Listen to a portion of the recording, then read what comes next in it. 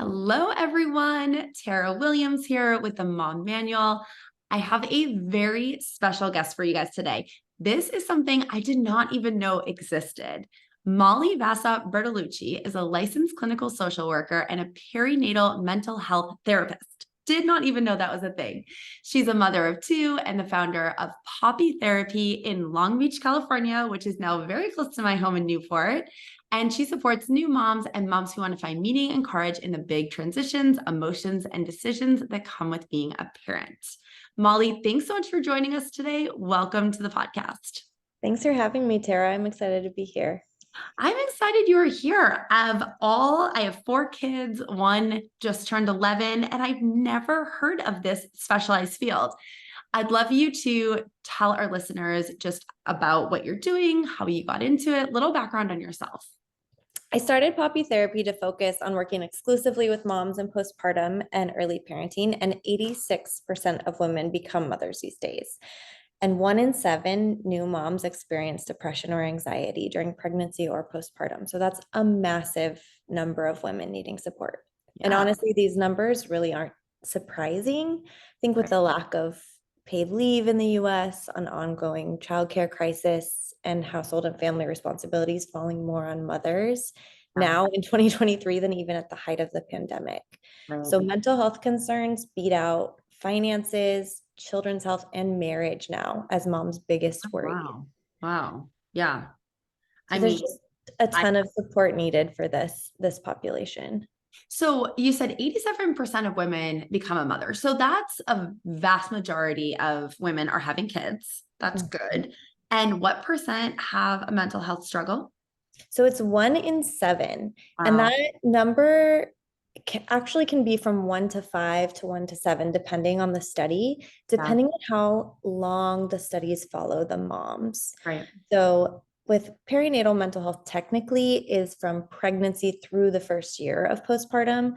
But as studies follow moms longer, the numbers go up, either because there's other stressors going on or because there's depression and anxiety that never got treated, right? And then it can linger a lot longer than just that first year. You know, what's really interesting for me, like I felt I did not have I felt a little bit of what I would say the baby blues, but not anything more than that.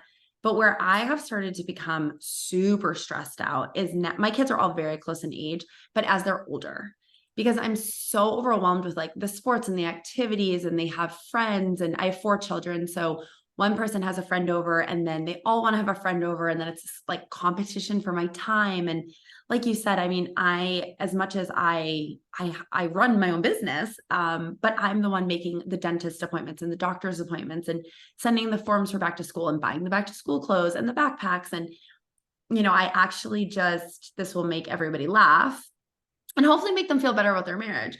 We just moved to a new area. So I had to find all these new, all the things, right? Dentist, doctor, orthodontist.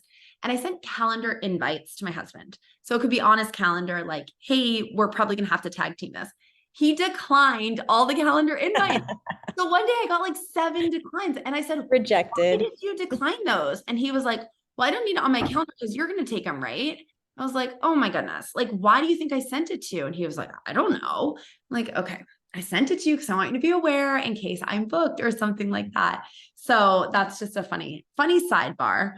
But getting back to the perinatal time, so pregnancy to year 1, how did you get into this? You said it was an additional credential, right?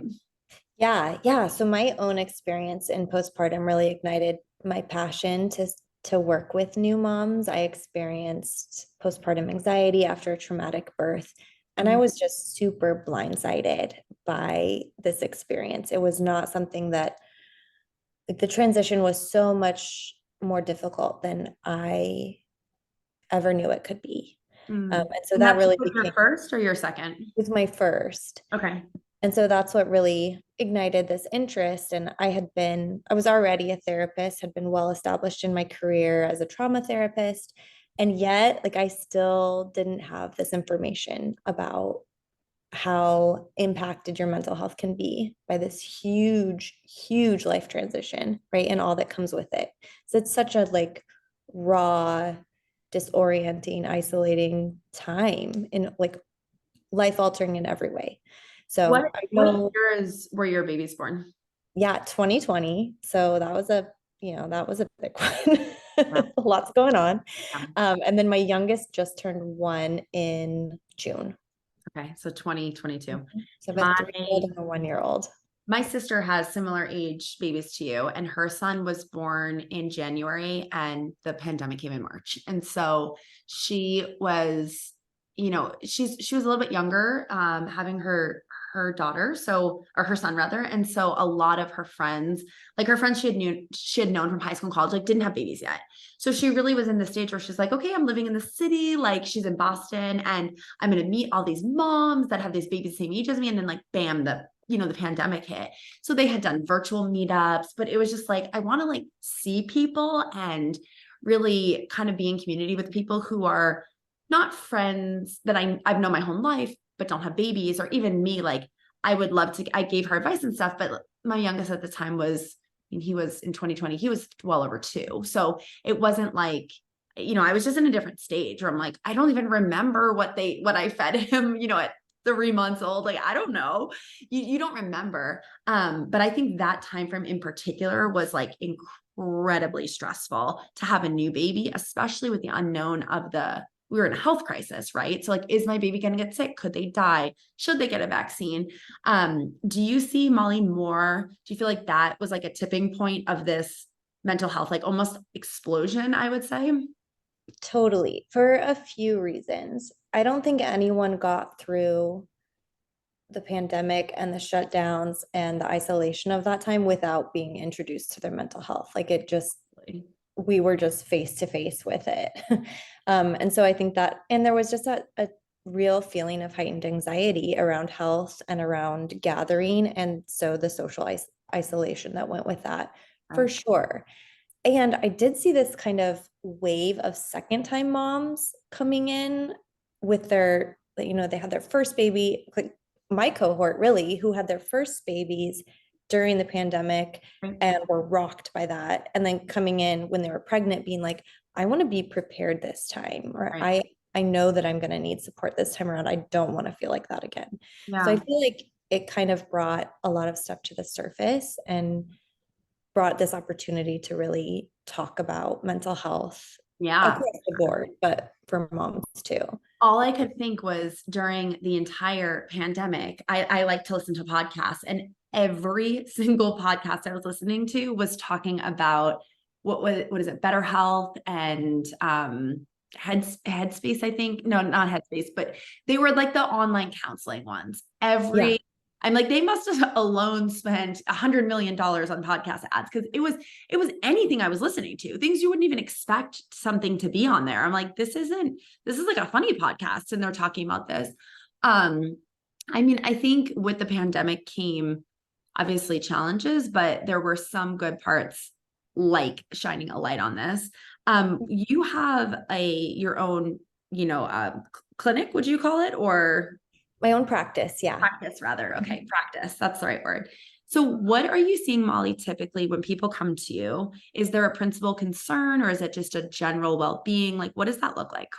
Yeah. So my practice focuses on birth trauma and postpartum anxiety, as well as just motherhood mental health. So really focusing on healing from birth trauma. I do EMDR therapy, which is eye movement desensitization and reprocessing. So Mm. that's a really interesting way to process trauma through the central nervous system. So a lot of moms, if you come in and it's really, really difficult to talk about your trauma or talk about your experience, that's a way to process it that you don't have to go into detail about it.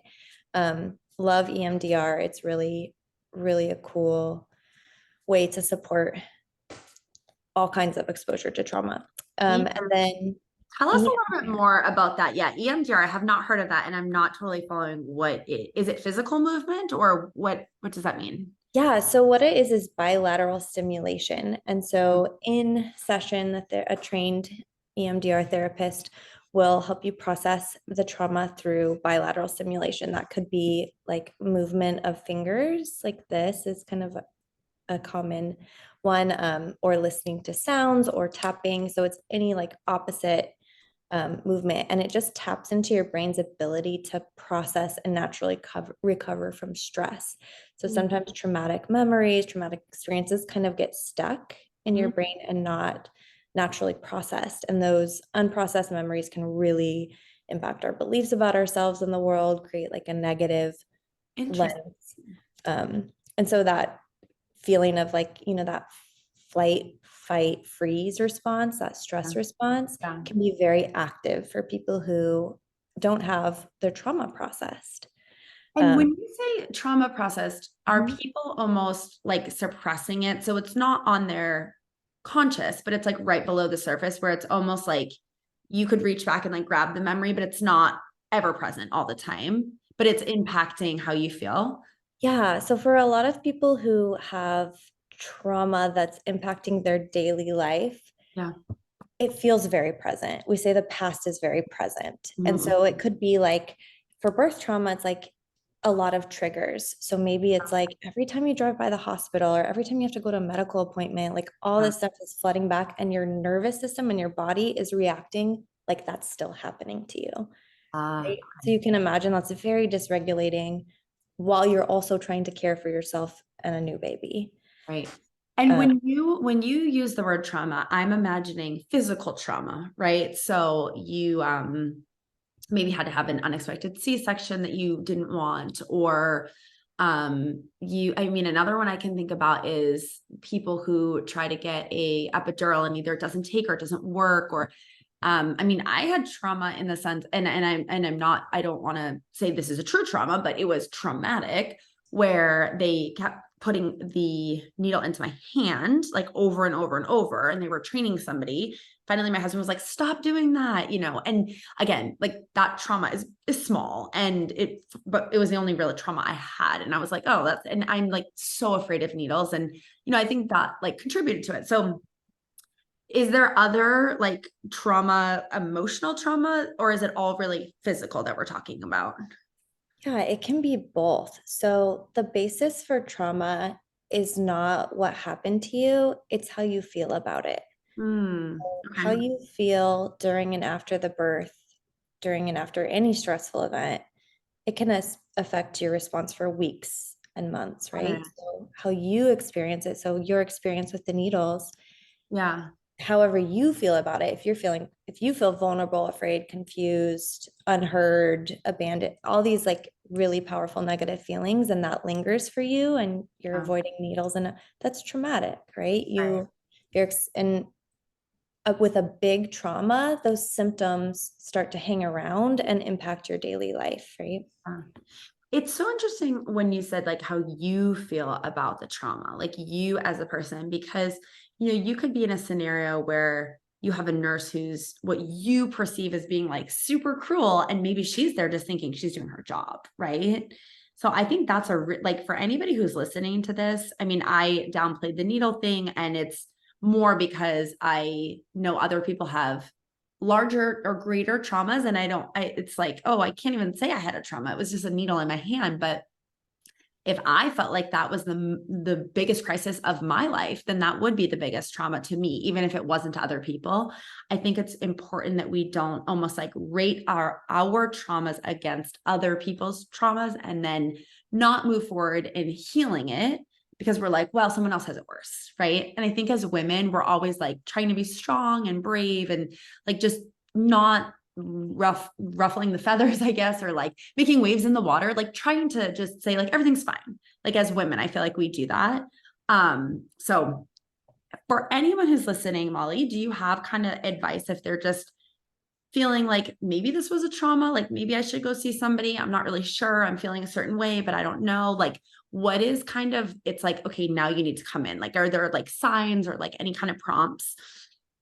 Yeah, I always say you do not need to fit into a diagnosis in Mm, order to benefit from help. So even if you're not sure, if you're not feeling like yourself, reach out for support.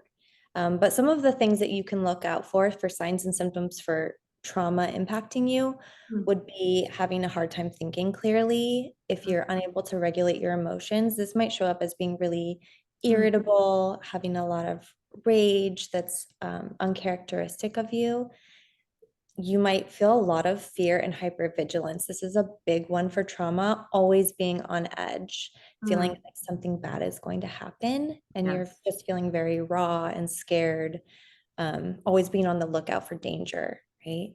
Yeah. So any of them, I'm like, that's like my daily life though.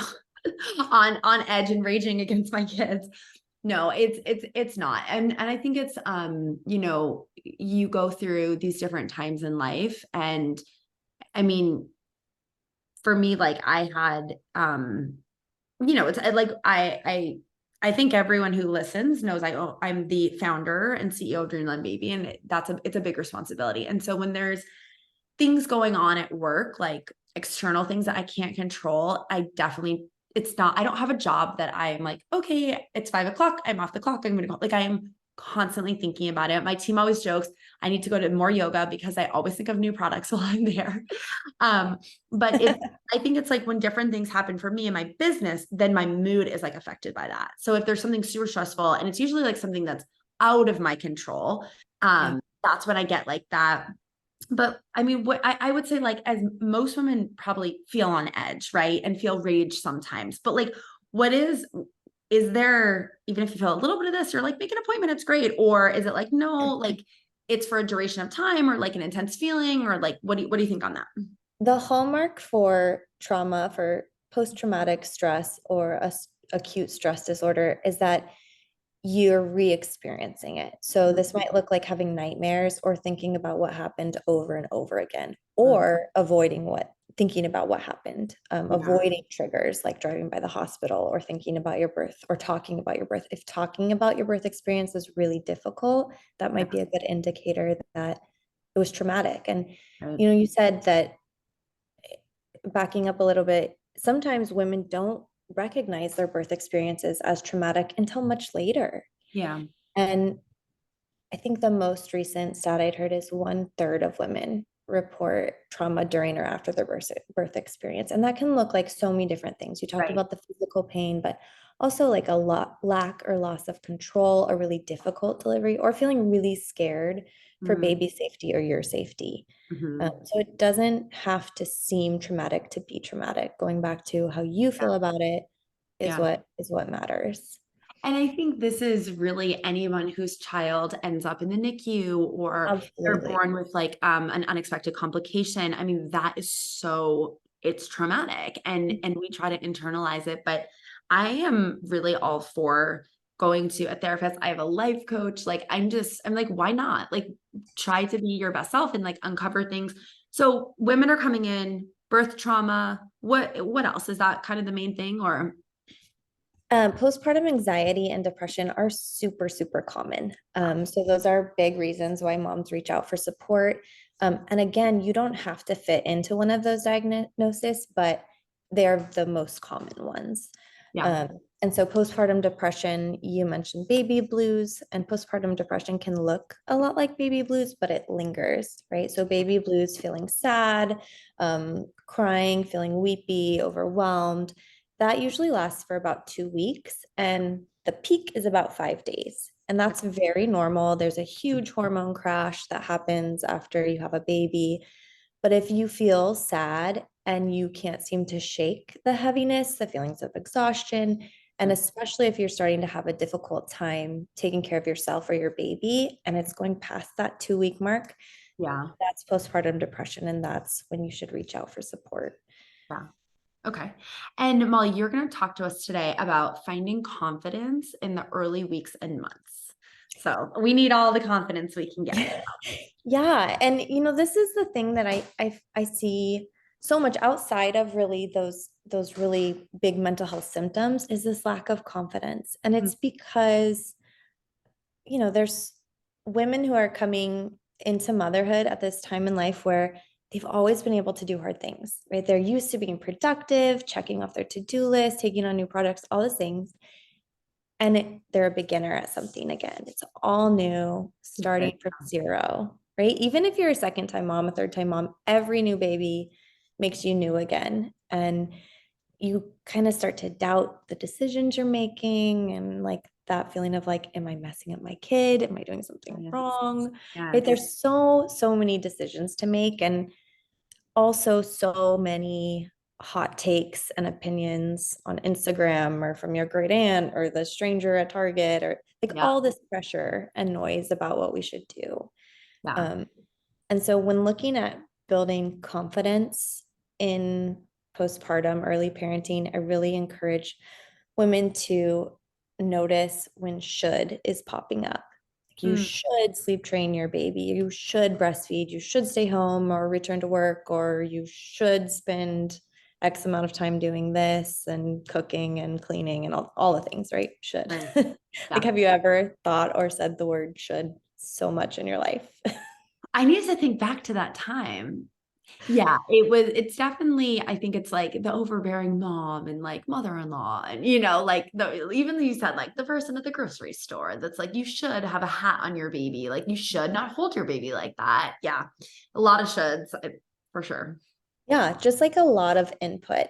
But here's the good thing is that those when those shoulds pop up, it's a good signal for you to be able to check in with yourself and see where it's coming from. Like, Mm, whose voice is that? What does it feel like for you to hear that? And the goal there is to really distinguish what's coming from outside of you, that input, what mhm. voices are trying to influence you, and separate that out from your voice and what you really want for your Yeah. motherhood, for your family, just cutting through all the noise and finding what you want your life to look like as a mother. Yeah. I would think sometimes as a new mom, like whenever I have those moments where I think, oh, I'm gonna mess my baby up, or that women were doing this for years, in hundreds of years, right? In the cave years, in the like crossing the plains years, like in the 40s, like forever and a day, women have been raising children successfully. I mean, because I would think, not is my child going to be, go to Harvard. I was more thinking like, are they going to stay alive, right? Like Yeah. just basics at first. I'm not feeding them enough. Are they sleeping? Are they, doing all, and one of my daughters had jaundice, and it was just like, oh my gosh, what do we do? Is she going to die? Right.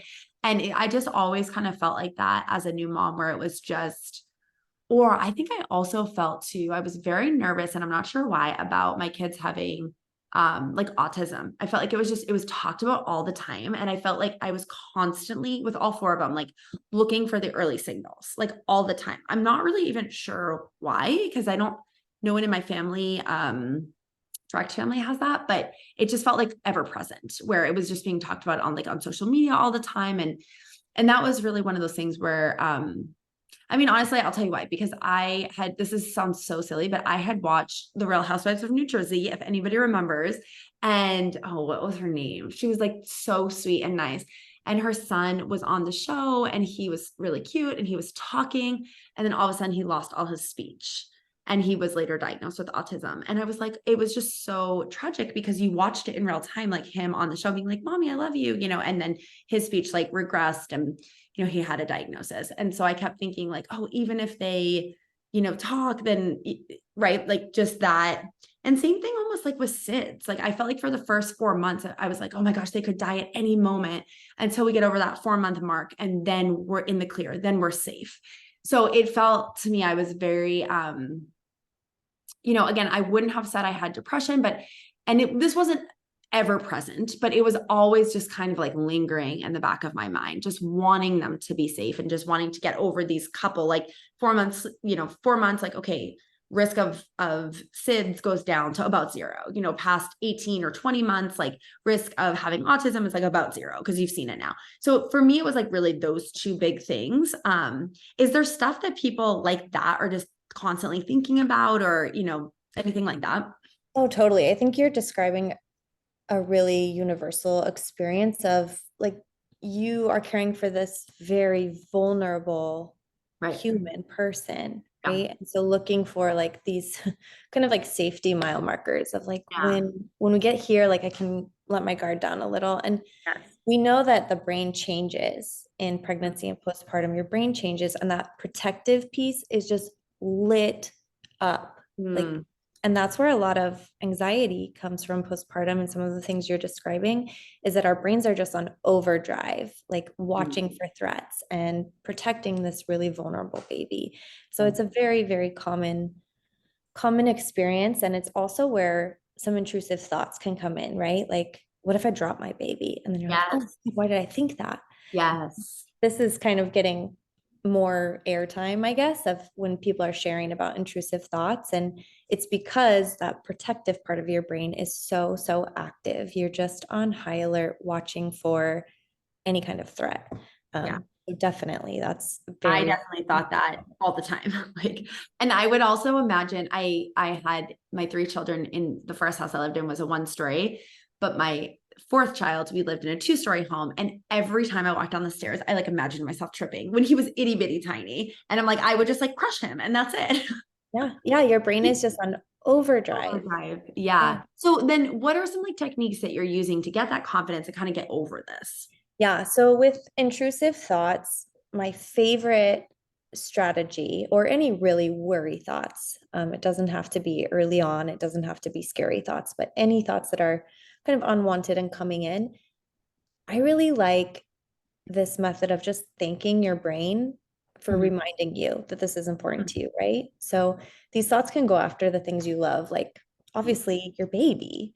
You're like, you're not wanting something bad to happen to your baby. So your brain is telling you, it's doing its job, telling you, watch out, don't drop this baby. Okay, watch out for that corner. Like all these things that you're worried about is your brain reminding you, doing its job, reminding you to take care of this thing that you love. And Yeah. so the method I really like is like, okay, thank you. Like that could happen. Thank you for reminding me, move on, Yeah. and not engaging with going down the path of feeding those worries. Yeah. Okay. I love that. Like, thank your brain for worrying and even caring, right? Like, that's what other do you, I mean, I know one thing that I feel like always is a go-to is just like journaling, about, like a gratitude journal, right? So that kind of reminded me of that, like, thank you, brain, for reminding me that. But are there other just like simple things people can do? Yeah, totally. When I'm thinking about confidence, the thing it comes back to, with all the noise that we get, is really connecting with your values. So we all have values that are important to us, the values we want to live by. We walk around with those in our heads, but actually taking the time to define what they are can be Mm. really helpful with this. So on your own or with your partner, sitting down and having a look at, okay, what is most important to us as a family? What are Mm. our top 3 or 5 values as a family? And then using those as a lens for making decisions that actually fit for your family and Mm. allow you to live and parent in a value aligned way. So Yeah. maybe this looks like saying, hey, connection is really important in this family. And I noticed we're all more connected when we just spend quality time together. So we're keeping one evening a week set aside just to have family time to prioritize connection. We Yeah. say no to everything that tries to get in the way of that, or maybe faith is important to your family, so you commit to being part of a faith community, or maybe leisure is important to you, so you don't schedule weekend craziness, whatever, prioritizing your values and Mm. letting them guide you in your decision making.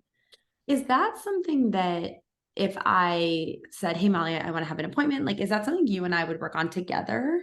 I Got almost always do values work with my Yeah. clients Is because that it that's really kind of like is, an opener?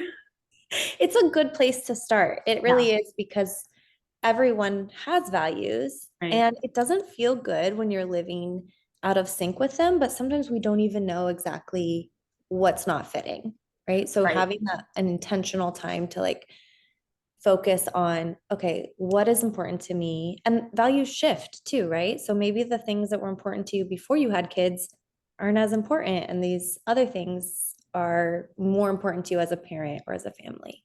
Right. It's And a you know, great when you exercise. say that, I think like, what are my values? Like, I know what they are, but I can't put a word to them. And when you were saying, connection, faith, leisure, I'm like, oh yeah, yeah, yeah. Those, yes, like those are all part of my values. But how do you like, is it just talking through and like, or like taking a minute to really think about it? Do you give All a right, try? Sarah, You're like, I'm gonna walk you through the walk first me through. session here. Okay. Give me a session. So what I'll do with clients for this exercise sometimes is I have a sheet and it has just a huge list of values, just all kinds of stuff. Okay. And then I'll ask them to pick 10, Yes. and they'll pick 10, and then I'll ask them to pick five. Yes. And just reminding them like all these things are important and they might all be important to you, but picking the top ones. And I have them do 10 and then five intentionally because I want them to like really think about like weeding out the ones that might not fit for now. Right. So I have them pick the top five, and then we kind of go through what that means to them, how that shows up in their lives, how they'd like to have more of that in their lives. And then that really sets the stage for looking at when they come in with an issue that's really bothering them. Okay, the first thing we're going to do is like, is this values aligned? Are we out of sync here with your values? Is that the issue? Like, how can we get back on track? Yeah. I love that. Yeah, I'm like, I need that sheet. I need to know what the 20 are that I'll people send are. it to you. Okay, so the next thing you had on here is tuning into your feelings to find calm. And you, I must say, if anyone, we put these on YouTube. Also, if you're watching on YouTube, Molly is so calm and cool and collected. You have such like a just like a calming presence. Like I normally talk super fast in these, and I just like feel calm being around you. So you're exuding what you're teaching. But how do we turn into our feelings to turn to find the calm? Yeah. So calm is interesting because it's an emotion, right? It's like an experience Right.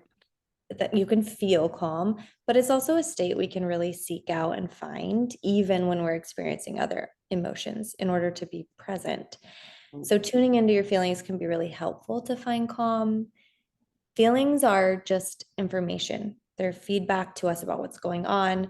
So when you're feeling overwhelmed, sad, angry, nervous, like any of these uncomfortable feelings, they're messengers to you about what's going on around us and, what you might need in that moment.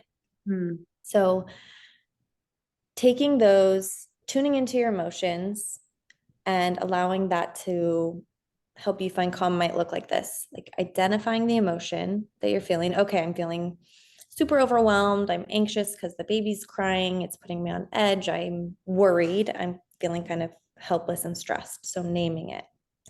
And then validating the reason that you might be feeling that way and just feeling it. Like it's okay for me to feel like this. I'm feeling stressed because this is stressful. I care about my baby. I don't want them to be sad or in pain. Right. Like it makes sense that I feel this way. Right.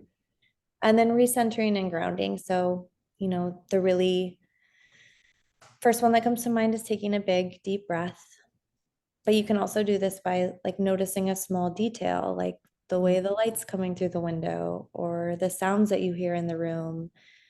Going outside is always a great reset, getting a change of scenery, doing something that's going to like stop the flood of emotion and just allow you to be here now. So, Yeah. really taking the time to calm your body and then problem solving if you need to. Yeah. It's so interesting because one thing that I talk about with my team a lot is, and this is on like a business side, but it's trying to get into a state of flow. So on Wednesdays, we have no meetings. And the idea is that, a lot of people on my team have creative elements to their work or just like analyzing data sheets. But when you are doing that and then somebody is sending you a Slack or you're getting an email or a call or, then you have like a call in the middle of it, it's getting out of this flow. And when I can get into like this workflow, it's like the day goes by so easy. At the end of it, I feel super accomplished. And it doesn't feel hard. But the days where I just have like calls and then like I'm trying to be in the flow and then I have like another like where it's choppy, that to me feels like I feel exhausted at the end of the day. So I imagine with this emotion, like if you're always feeling it, you really want to like almost like break outside it in a way. Is this making, I'm trying to like make this analogy because I'm like, I've been in a like intense emotion. It's a positive one, but now I imagine like if I was in that negative one, like I would want to break something up with it. So I love that idea about like just looking at the light on the window or just like almost like snapping yourself out of it in a way. Yeah. All this when you're really in it, like really in it, is so much easier said than executed. Yes. So, when you get pushed back and it's like, well, yeah, I could look at that, but then I look away and I go down to this space again. Like, how do you, what do you say to those your patience. Yeah. So it takes practice. It's a skill, right? And so if there's resistance, encourage them to keep practicing. And I tell them there will be resistance Right. because we are so used to go, go, go, go, go, and problem solving and fixing it, especially as women and moms. It's like, if there's something wrong, it's because I'm doing something wrong and I need to fix it. It's not always the case. Sometimes things are just hard, Right. right? And so I tell them there's going to be resistance. Let's road test this, take it out, know that there's going to be speed bumps, keep going anyway, keep trying. Let's work on it together in session. If you're needing more support, we practice in session, we do grounding, we do mindfulness. Mm. And the more you can do it when you're calm, the more you can do it when you're not calm, right? And then you talked about earlier, like when you go to yoga, you get your good ideas, right? Yeah. So knowing that you are so much more effective as a person, as a parent, as a partner when your nervous system is calm. Yeah. And so that's one thing I get a lot is like, well, I don't have time to reset. It's like, it Wow. doesn't have to be a yoga class, right? It can be stepping outside, but Right. you're going to come back and be such a better version of yourself and so like so much more able to be present if you just take that small reset. Well, and it's even like I remember when I first started doing yoga, I will say, so I played soccer in college and I've been active in like sports my whole life and just like I love running and being on the treadmill. And I think I gravitated more toward the activities that were trying to think like the loud music and it's Mm. like almost like a stressful environment. And so the first time I tried yoga, I hated it. I was like, oh my gosh, get me out of here. And I like almost couldn't stop thinking about like 10 more minutes, 5 more minutes, 3 more minutes. Like it was torturous. And so that was when I don't know, probably 10 years ago. And then I didn't do it for a few years. And then it was with having this business and it being really stressful and knowing there's, 15, 20 people whose family relies on this working and being successful and it's just the weight of it felt so heavy. And so I started going to yoga and at first I would think about stuff like I would think, okay, I forgot to sign my daughter up for this class and then I need to you know just like, oh, I forgot to answer that email. And I'd almost wish I had like a pad of paper at first where I could just like write stuff down. I started going to a new yoga studio when I moved down here, and they don't allow you to take your phone in. And so I feel like that was almost an unlock for me. They also dim the lights. So I just felt like it was such a like overall like body state that I was in that I don't even think about work anymore. I don't think about anything. My mind is almost like blank. Like I don't know how to Nice say break. it, Yeah. yeah, but I feel so like rested and rejuvenated. And it's also a good workout because I do a lot of times yoga sculpt. So there is an element where you're like lifting weights, but I'm so focused on like holding the pose that I literally think about nothing. And I feel like I've almost not made it to like my state of enlightenment, but I've practiced for so long that now I'm at this state where like I can get in there and like really like fall into the practice, if you will. So I completely understand this mindfulness. I still haven't got to the point where I do like I guess where you're just sitting and thinking, right? Like at home. Like what are you even supposed to think about when people say that, right? Yeah, it's helps to think of it as a skill that you build for sure, just like yoga. And the whole point is non-attachment, like allowing thoughts to come and go, right? Mhm. So, and like we talked about with emotions, like letting it come and letting it pass. And so it's, yeah, letting go of that need to fix, that need to like go further with that thought, engage more with that thought, keep planning. That's a big one, planning. Um, yeah, so it's definitely that mind body connection is so powerful, and yoga is a great way to do that. And just even a walk is a really great way to do that. And we talked about the bilateral stimulation with Yeah. EMDR. Yeah, I have. Walking is also great for that. Yeah. Yeah. No, I love that. And just, I mean, we're in Southern California. You can be outside year round. Like there's no reason you can't get that sunshine. Um, Yeah, so and important. Molly, the last thing that we're going to talk about is connecting with yourself and your partner and your baby through rituals and routines that are doable, even in the chaos of postpartum and early parenting. So Yeah. tell us about those routines. I love the also connecting with your partner because I feel like they are just like the forgotten person in all this. Yeah, totally. And even sometimes I feel like we talk about partners like only as a support person when really they're having their own postpartum Ah, experience as well. And yes. so, yeah, so early on, a lot of times partners just kind of feel like a roommate or someone that you're hoping will step up and take on night wakings or, but you used to laugh together, you used to Yes. communicate, On you dates. used to be on the same page. And date nights are awesome, but I honestly, my youngest is 15 months now, and I haven't had a date night in 15 months. Like it's just not practical for my family. And that's the case sometimes for, so many different reasons. So I like to decouple connection with your partner from date nights. It doesn't have to be that, right? It could be much, much smaller and still build a ritual of connection. One of my Yeah. favorite things is what Dr. John Gottman calls the 6 second kiss. And it's just literally exactly what it sounds like. It's just kissing your partner for 6 seconds. Yeah. And it's long enough to take that moment of connection and be intentional about it. And it stops that busyness in your brain, just focus on your partner. It's actually so long. Like the first time you do it, you're like, I'm like 6 seconds. That does seem like a really long time. it really is. But it's Yeah. so incredibly simple, but it's enough to reduce the stress hormones and build connection. So Yeah. it's really simple and powerful. Well, and one thing that I do with my husband is sometimes I'm like, I just need a hug.